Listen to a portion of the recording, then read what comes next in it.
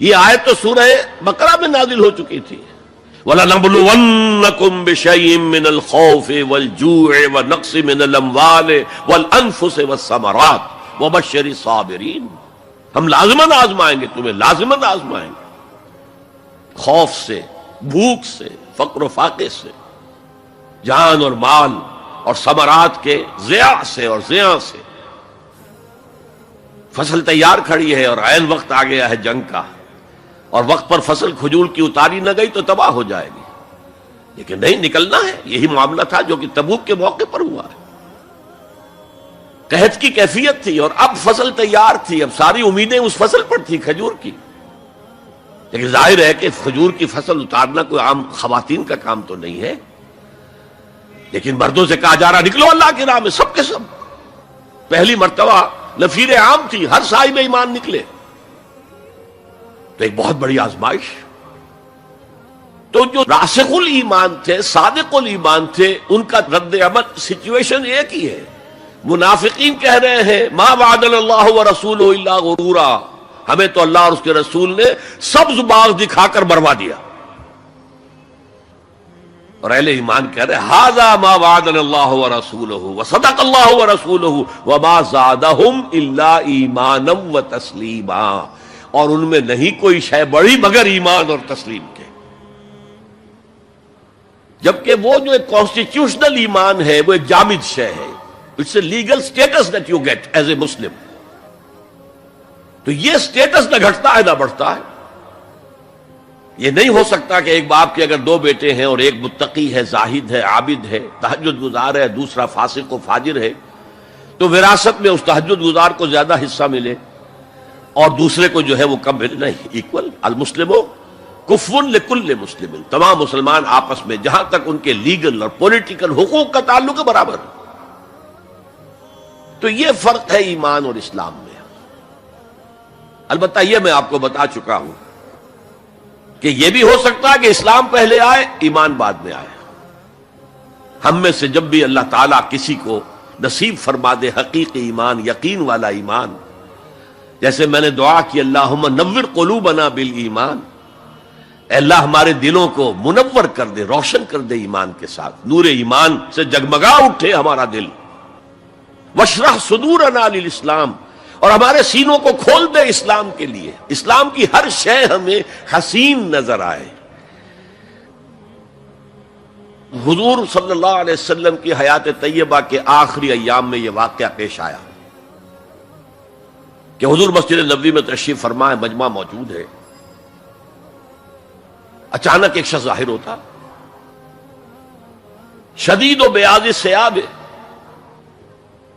شدید و سواد شعر، اس کا لباس انتہائی سفید صاف، کوئی اس پر دھبا نہیں، داغ نہیں، میل نہیں. بال انتہائی سیاہ چمکدار، گرد آلود نہیں.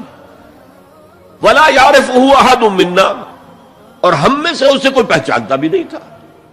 کسی بھی ریت سے، خاک سے بالکل آلودہ ہوئے بغیر بال ہیں، تو شاید یہ مدینے کا رہنے والا ہو. تو مدینے والوں میں سے کوئی تو ہوتا کہ جو اس کو جانتا پہچانتا، کوئی نہ کوئی تو گریٹ کرتا اس کو مجمع میں، آؤ آؤ ادھر آ جاؤ، میرے پاس آ جاؤ. کوئی نہیں. اور اگر براہ راست باہر سفر سے آ رہا ہے تو کچھ گرد آلود بال ہوتے، کچھ کپڑے میلے کچیلے ہوتے، تو لوگ حیران تھے. اور مزید یہ کہ اس نے سیدھا تیر کی طرح مجمع کو چیرتا ہوا حضور کے عین سامنے جا کر بیٹھ گیا. اب لوگ حیران ہیں، یہ ہے کون؟ اس کی یہ جرت، یہ جسارت. اور اس طرح دو زانو بیٹھا کہ حضور کے گھٹنوں کے ساتھ اپنے گھٹنے جوڑ دیے اور حضور کی رانوں پر اپنے دونوں ہاتھ رکھ دیے. اب سوال کیا، یا محمد اخبرنی عن الاسلام، اے محمد مجھے بتاؤ اسلام کیا ہے. حضور نے فرمایا وہی جو میں ابھی آپ کو حدیث سنا چکا ہوں، الاسلام ان تشہد اللہ الہ الا اللہ وان انا رسول اللہ وان تقیم الصلاۃ وتؤتی الزکاۃ وتصوم رمضان وتحج البیت ان استطعت الیہ سبیلا. پھر کہا اخبرنی عن الایمان، لیکن یہ کہ ان روایتوں میں بھی اس کو روایت کرنے والے بہت سے صحابہ ہیں. عبداللہ ابن عمر بھی ہے، حضرت عمر خود بھی ہیں رضی اللہ تعالی عنہما، ابو ہریرہ بھی ہے، عبداللہ ابن مسعود بھی ہیں. چونکہ ایک مجمع میں واقعہ ہو رہا تھا نا، تو مجمع کے اندر تو بہت سے لوگ سن رہے ہیں. اگرچہ جیسے آج بھی ہوگا کہ میں جو بات کہہ رہا ہوں، آپ میں سے بہت سے حضرات میری ساری بات سن کر اگر کہیں جا کر رپورٹ کریں گے تو ان کی باتوں میں اختلاف ہو جائے گا. لہذا اس حدیث کی روایت میں اختلاف ہے. بعض روایتوں میں یہ ہے کہ پہلے پوچھا اخبرنی عن الایمان، پھر پوچھا اخبرنی عن الاسلام. اور یہ جو حضرت عمر کی روایت ہے اس میں ہے سب سے پہلے آپ نے پوچھا اخبرنی عن الاسلام، پھر دوسرا سوال آیا اخبرنی عن الایمان.